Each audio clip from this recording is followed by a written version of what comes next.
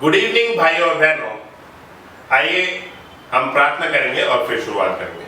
परमेश्वर बहुत ही आभारी है जो आप हम सब लोगों को यहाँ पे इकट्ठा किए ताकि हम आपके वचनों से सीख सके। परमेश्वर प्लीज मदद कीजिए ताकि हम आपके वचनों को न सिर्फ सुनने वाले बने बल्कि उसके अनुसार चलने वाले बन सके।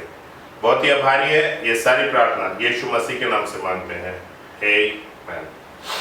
भाई बहनों, जैसे कि हम याकूब की किताब से सीख रहे हैं, आज हम याकूब 3 से देखेंगे, याकूब 3 का 1 से लेकर 6 तक। और मेरा सबसे पहला शीर्षक है ज़बान पर काबू करो। Says not many of you should become teachers, my fellow believers, because you know that we who teach will be judged more strictly. We all stumble in many ways. Anyone who is never at fault in what they say is perfect, able to keep their whole body in check. When we put bits into the mouths of the horses to make them obey us, we can turn the whole animal. Or take ships as an example. Although they are so large and are driven by strong winds, they are steered by a very small rudder wherever the pilot wants to go. Likewise, the tongue is a small part of the body, but it makes great boasts. Consider what a great forest is set on fire by a small spark. The tongue also is a fire, a world of evil among the parts of the body.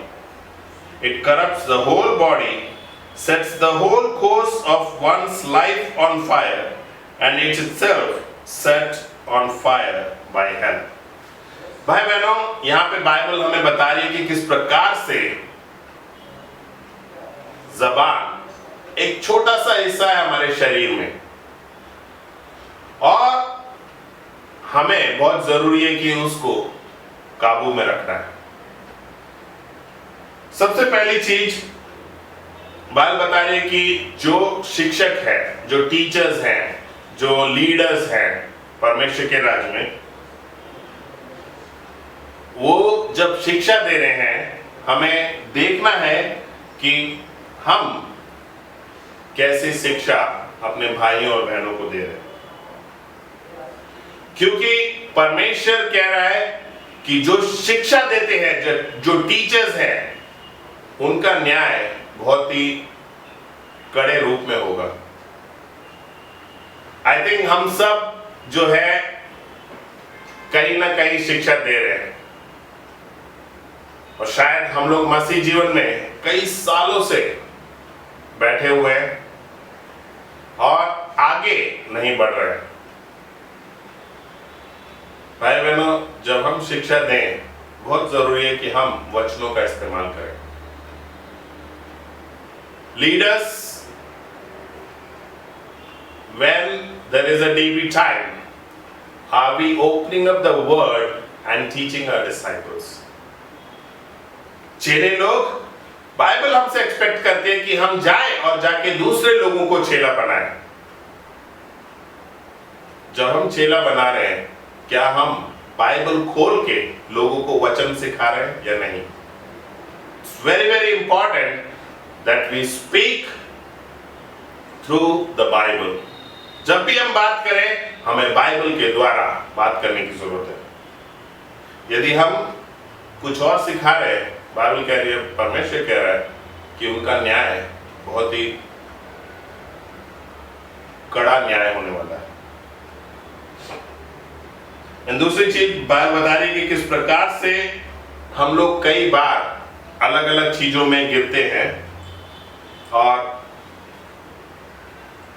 फिर हमें देखने की जरूरत है कि क्या हम अपने आप को जांच रहे हैं या नहीं। बाइबल बता रही है कि किस प्रकार से एक जानवर को बांधने के लिए जैसे उसमें नाक में से रस्सी डाली जाती है ताकि उसको जैसे मर्जी चलाया जा सके जानवर को, वैसे ही हमारी जबान है। जिस प्रकार से रस्सी से हम जानवर को कंट्रोल करते हैं, हमारी जबान जो है हमें अपने कंट्रोल में रखने की जरूरत है। और उदाहरण दिया कि किस प्रकार से एक बड़ा सा जहाज, पानी का जहाज, एक छोटे से रडार से घुमाया जा सकता है और जहां पे भी उसका कप्तान उसको लेके जाना चाहता है उसको चला सकता है। How is our speech brothers and sisters? आज जब हम बातचीत करते हैं, किस प्रकार के शब्दों का उपयोग हम एक दूसरे के ऊपर कर रहे हैं? ओ ब्रो, मैं बहुत बढ़िया हूं, मैं जो है जब भी मेल मिलाप करता हूं मैं अच्छे शब्द ही बोलता हूं, प्रोत्साहन करने वाले शब्द ही बोलता हूं। शायद आप कर रहे होंगे, लेकिन हमें जहां दिल में झांक के देखने की जरूरत है, कहीं आज मेरे भाइयों और बहनों के प्रति मेरे दिल में कड़वाहट तो नहीं है। शायद बाहर से आप बहुत ही प्रोत्साहित कर रहे हैं, लेकिन अंदर आपके क्रोध भरा हुआ है अपने भाइयों के प्रति और बहनों के प्रति। अंदर आप बात कर रहे हैं, फिर से मेरे सामने आ गया, मैं इसको क्षमा नहीं कर सकता। किस तरीके के शब्द आपके दिल में चल रहे हैं? क्योंकि बाइबल कहती है यदि हमने किसी स्त्री को अपने दिमाग में सोच लिया, उसके साथ व्यभिचार हम लोगों ने कर दिया। जिस प्रकार से सिर्फ सोच ही काफी है किसी पाप को करने के लिए बाइबल के अनुसार, उसी प्रकार से जब हम अपने दिल में बुड़बुड़ाते हैं, हमने वो सिर्फ अपने भाई और बहनों के प्रति कमिट कर दिया। How is it going, brothers and sisters? Are we pure in our thoughts? Not only बाहर से ही नहीं, बल्कि अंदर से भी हमें पवित्र होने की जरूरत है। दूसरी चीज हम लोग देखेंगे, शब्दों को तोलो। 7 से लेके 12 तक हम लोग पढ़ेंगे, 7 से लेके 12 तक। और यहाँ लिखा है, all kinds of animals, birds, reptiles and sea creatures are being tamed and have been tamed by mankind. But no human being can tame the tongue. It is a restless evil, full of deadly poison. With the tongue we praise our Lord and Father, and with it we curse human beings who have been made in God's likeness. Out of the same mouth come praises and cursing. My brothers and sisters, this should not be. Can both fresh water and salt water flow from the same spring? My brothers and sisters, can a fig tree bear olives or a grapevine bear figs? Neither can a salt spring produce fresh water. भाई बहनों, Bible बता रही है कि किस प्रकार से मनुष्य ने जानवरों पे काबू किया और उनको चलाता है। बाइबल कह रही है कि किसी भी आदमी का जो है अपनी जबान पे काबू नहीं रह सका। क्यों? बाइबल कह रही है it is a restless evil. वो पाप, इविल जो कभी रेस्ट नहीं करता है। It is full of deadly poison, पूरा विष भरा हुआ है।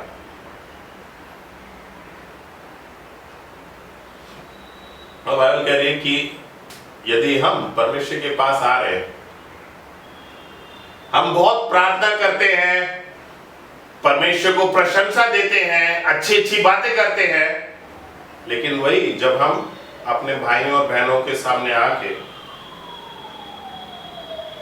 उसको दोष लगाते हैं, उसकी निंदा करते हैं,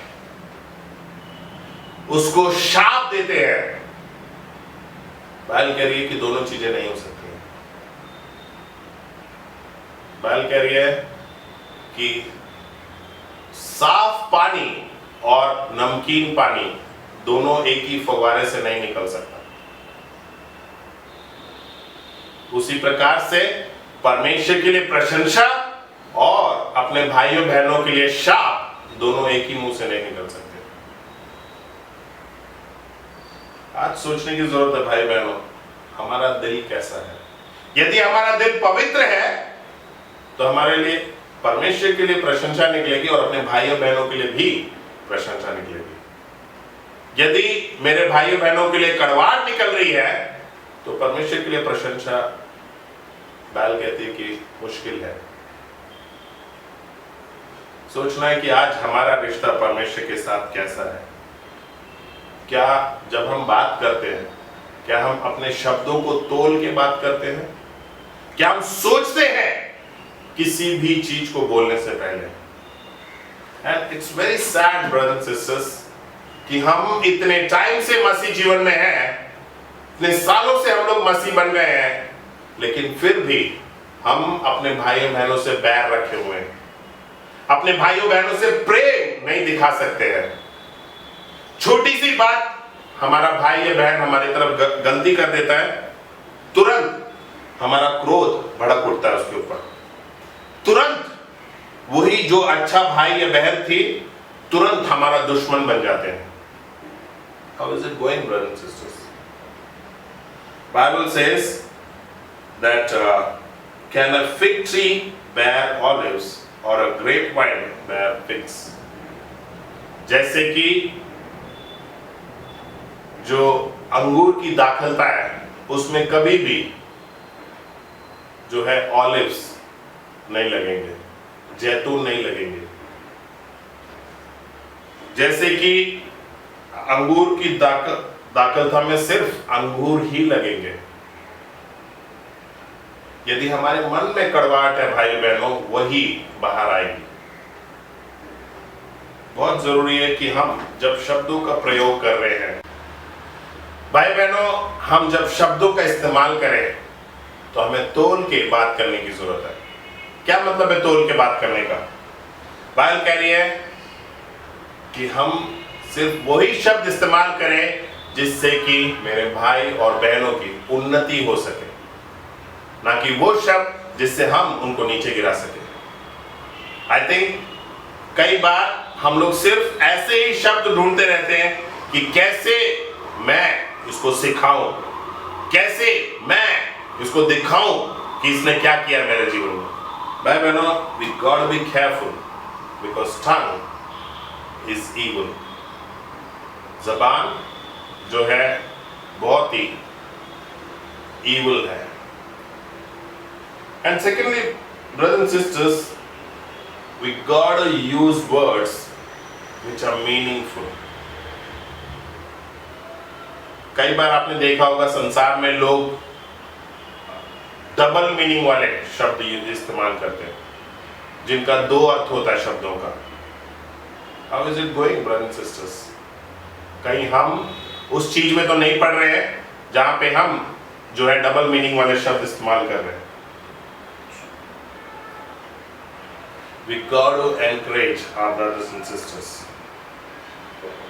and we got to watch out our tongue, brothers and sisters. तीसरी चीज हम लोग देखेंगे, अपने जीवन में दिखाओ। 13 से लेके 16 तक हम लोग पढ़ेंगे, 13 से लेके 16 तक। And it says, who is wise and understanding among you? Let them show it by their good life, by deeds done in the humility that comes from wisdom. But if you harbor bitter envy and selfish ambition in your hearts, do not boast about it or deny the truth. Such wisdom does not come down from heaven, but is earthly, unspiritual, demonic. For where you have envy and selfish ambition, there you find disorder and every evil practice. भाई बहनों, अगली चीज Bible हमें सिखा रही है कि यदि हम बुद्धिमान हैं तो हमें वो दिखाने की जरूरत है। Who is wise and understanding among you? Let them show by their good life. हमारे अच्छे जीवन के द्वारा हमें दिखाने की जरूरत है कि हम बुद्धिमान हैं परमेश्वर के अनुसार या नहीं। Bible says by deeds done in humility that comes from wisdom. जब हम बुद्धिमान हैं, बाइबल बता रही है कि साथ ही साथ नम्रता भी आती है। कई बार सोचते हैं ना कि ब्रो ये भाई कितना घमंडी है, ये बहन कितनी घमंडी है। क्यों घमंडी है?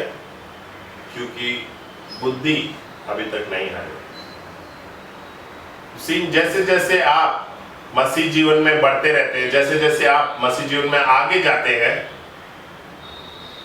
बुद्धि ऑटोमेटिकली परमेश्वर हमें देता रहेगा।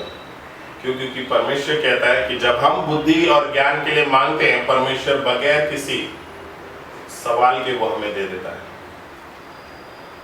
बगैर कुछ देखे वो हमें वो दे देता है। एंड जब बुद्धि आती है, बाइबल कह रही है कि साथ ही साथ नम्रता भी आती है। कैसे चल रही है भाई बहनों हमारी नम्रता? क्या हम झुकने के लिए हमेशा तैयार रहते हैं? ओ, मैं कितनी बार झुकूंगा इस भाई के आगे, कितनी बार झुकूंगा इस बहन के आगे।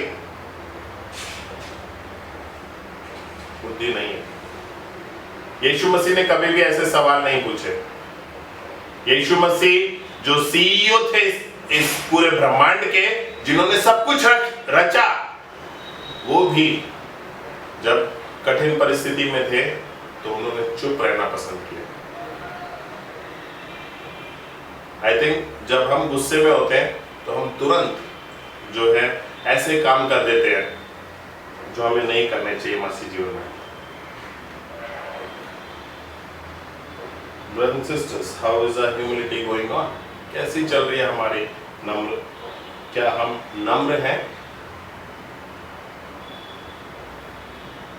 क्या हम तुरंत क्षमा कर देते हैं अपने भाइयों और बहनों को?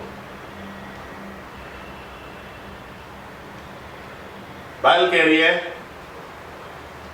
कि सच विजडम डज नॉट कम जब हमारे अंदर कड़वाहट है, सेल्फिशनेस है, स्वार्थ भरा हुआ है। बाइबल कह रही है कि वो जो है संसारिक जीवन से आता है। संसार में क्या सिखाया जाता है? सिर्फ अपने बारे में सोचो, किसी और के बारे में सोचने की जरूरत नहीं है। संसार में क्या सिखाया जाता है? कि खुद का मकसद होना चाहिए, कि कैसे आगे बढ़ना है, किसके सर के ऊपर पैर रख के आप आगे बढ़ सकते हो। संसार में यही सिखाया जाता है। बचपन से हम लोग यही सीखते आए। ब्रदर्स एंड सिस्टर्स, परमेश्वर के राज में वो काम नहीं करता। परमेश्वर के राज में आत्मिक चीजें काम करती है। परमेश्वर के राज्य में नम्रता काम करती है। परमेश्वर के राज्य में वचन काम करता है। बात कहती है कि जब हम स्वार्थी हैं, जब हम अपने बारे में ही सोच रहे हैं, और जब हम अपने जीवन में कड़वाहट रख के बैठे हुए हैं, it says that is unspiritual, demonic, it comes from demon. शैतान की ओर से आता है ये सब कुछ। ब्रदर्स सिस्टर्स, अपने जीवन में दिखाओ कि हाँ मैं मसीह हूं।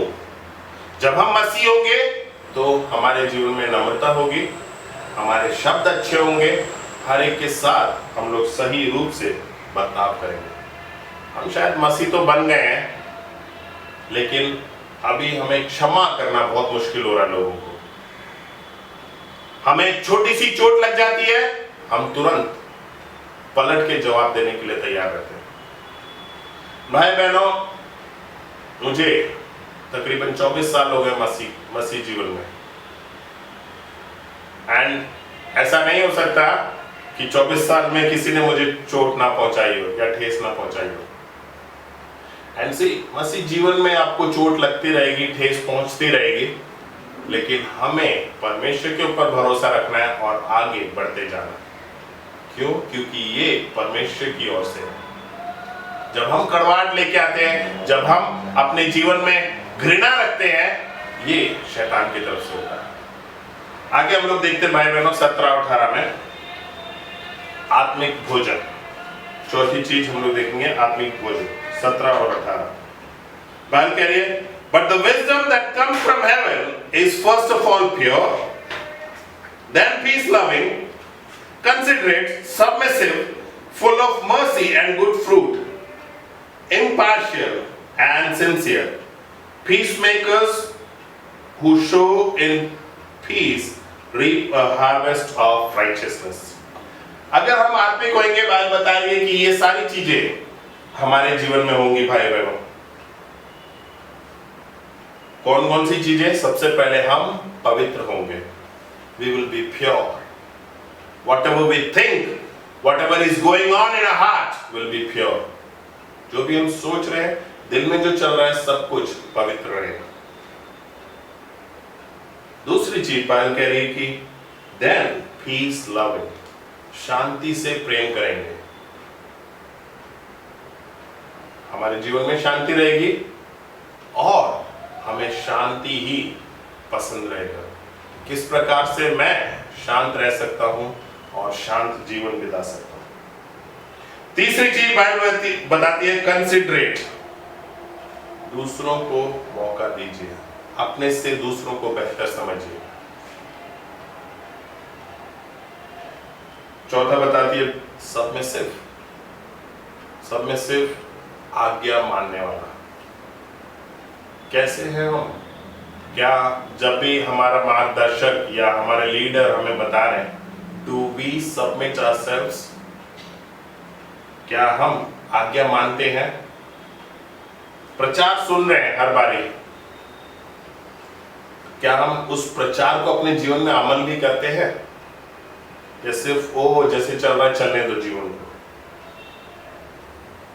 Full of mercy and good fruit, Bible बता रही है पूरे जीवन में करुणा रहेगी और दूसरी चीज अच्छे फल लेके आएंगे। करुणा भाई बहनों, करुणा कब दिखानी है? जब जो है सामने वाला बिल्कुल गर्म मिजाज का है और बिल्कुल भी बात नहीं सुन रहा है, वहीं पे हमें करुणा दिखानी है। जब सभी कुछ सही चल रहा है, करुणा कोई भी दिखा सकता है। यीशु मसीह के साथ चीजें सही नहीं चल रही थी जब वो क्रूस पे जाने वाले थे, तब भी उन्होंने यही कहा कि पिता इन्हें क्षमा कर, क्योंकि ये नहीं जानते क्या कर रहे हैं। गुड फ्रूट्स, अच्छे फल। कहां है हमारे फल? 52 दिन में हम लोगों ने निर्णय लिया है कि 52 लोगों को बपतिस्मा देंगे। 28 सितंबर को जो है 52 दिन खत्म होने वाले हैं। हम सब ने जोश में निर्णय लिया कि हाँ, मैं भी पार्टिसिपेट करूंगा, मैं भी किसी को बचाऊंगा। क्या हो गया अभी? क्या हम अभी भी फोकस्ड है? क्या अभी भी हम सोच रहे हैं कैसे मैं एक व्यक्ति को बचा सकता हूं, कैसे मैं जो है और किसी को मदद कर सकता हूं ताकि वो परमेश्वर के राज्य में आए? मैं बहुत एक्साइटेड हूं सुमन सिस्टर का। सुमन, सुनील और बाला, आई थिंक सुनील और बाला जो है बुलंदशहर में रहते हैं और जो है उन्होंने सुमन सिस्टर से बात किया कि सुमन दीदी हमारे साथ चलिए, वहां पे बहुत सारे लोग हैं जो बाइबल के वचनों को जानना चाहते हैं।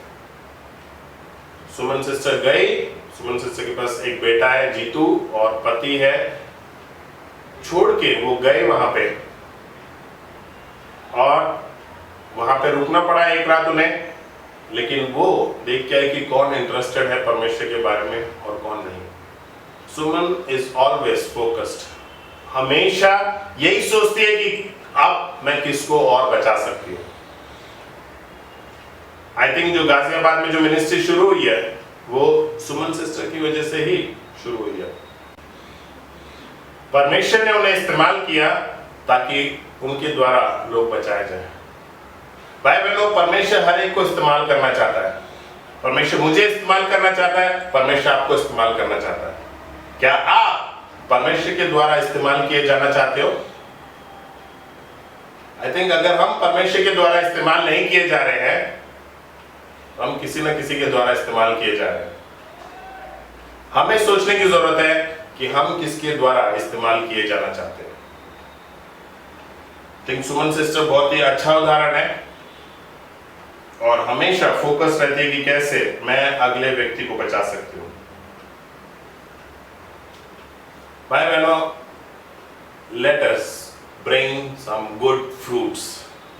परमेश्वर हमेशा फल की आशा रखता है। फल, वो फल जो गुच्छों में आता है। एक फल नहीं, शायद आप एक बार फलवंत हो चुके हैं और आप शायद मैं हो चुका हूं फलवंत, अब मुझे रेस्ट करने की जरूरत है। नहीं, एक फल आ गया है, अब हमें सोचने की जरूरत है कि मैं किसको और बचा सकता हूं।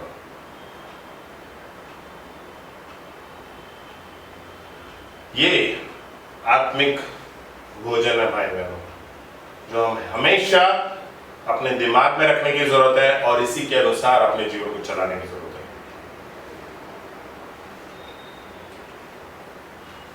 आत्मिक भोजन, कैसे हमारी प्रार्थना और बाइबल स्टडी चल रही है? How is it going?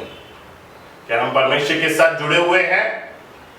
Think जो है इस बार जो लीडर्स मीटिंग हुआ था उसमें हम सबको चुनौती दिया गया कि हमें एक व्यक्ति के साथ जो लीडर्स में है, लीडर्स ग्रुप में है, एक व्यक्ति के साथ हमें प्रतिदिन आधा घंटा प्रार्थना करनी है। एंड मैंने फिक्स किया विनोद के साथ, और मेरा जो है आधा घंटा विनोद के साथ प्रतिदिन होता है और विनोद जो है समय से पहले ही कॉल कर देता है ताकि हम प्रार्थना कर सके, परमेश्वर के पास जा सके। कब आखिरी समय था जब हमने ऐसा निर्णय लिया कि नहीं, मैं आत्मिक बनना चाहता हूं, मुझे आत्मिकता की जरूरत है, तो मैं किसी से मदद लूं। How is it going brothers and sisters? हमेशा हम लोग सिर्फ मदद लेने में ही है। क्यों ना किसी को कोई मदद दें, क्यों ना किसी को मदद करें ताकि उसका जीवन भी बदल सके। Brothers and sisters, this is godly food that we do God's will। परमेश्वर की इच्छा के अनुसार हमें चलने की जरूरत है और आगे बढ़ने की जरूरत है। अभी आज हमने 4 चीजें देखी। सबसे पहली चीज, क्या? जबान पर काबू रखो। जबान पे काबू रखना बहुत जरूरी है भाई बहनों। अगर हम अपनी छोटी सी जबान को काबू नहीं कर सकते हैं तो सब कुछ व्यर्थ है। दूसरी चीज, शब्दों को तोलो। बाइबल बताती है कि किस प्रकार से जब भी शब्द निकले, उन्नति के निकले, दूसरों को बढ़ावा देने के लिए निकले, ना कि उन्हें कोसने के लिए। जबान बहुत ही खतरनाक चीज है और हमेशा हमें पाप में गिराएगी, पाप की तरफ लेके जाएगी, कभी भी थकेगी नहीं इस चीज में। बहुत जरूरी है हम सावधान रहें अपनी जबान से। तीसरी चीज, अपने जीवन में दिखाओ। यदि हम परमेश्वर से प्यार करते हैं तो हमें अपने जीवन में दिखाने की जरूरत है। अगर हम बुद्धिमान हैं तो साथ ही साथ हम लोग नम्र भी होंगे। और चौथी चीज, आत्मिक भोजन। आत्मिक भोजन है कि हम परमेश्वर के लिए फल लेके आए और परमेश्वर के अनुसार अपने जीवन को व्यतीत करें। आइए भाई बहनों, हम लोग प्रार्थना करेंगे और फिर समाप्त करेंगे। परमेश्वर बहुत ही आभारी है जो आपने सुंदर समय दिया जहां पे हम सीख सके परमेश्वर याकूब 3 से कि किस प्रकार से हमें अपने जबान पे काबू रखने की जरूरत है। परमेश्वर सीख सके परमेश्वर की किस प्रकार से हमें आपके लिए फल लेके आने की जरूरत है ताकि हम आत्मिक बन सके और आपके करीब रह सके।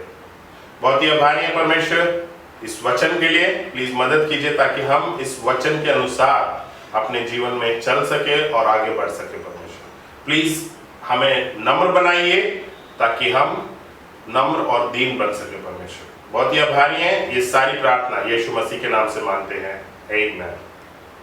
Good night brothers and sisters.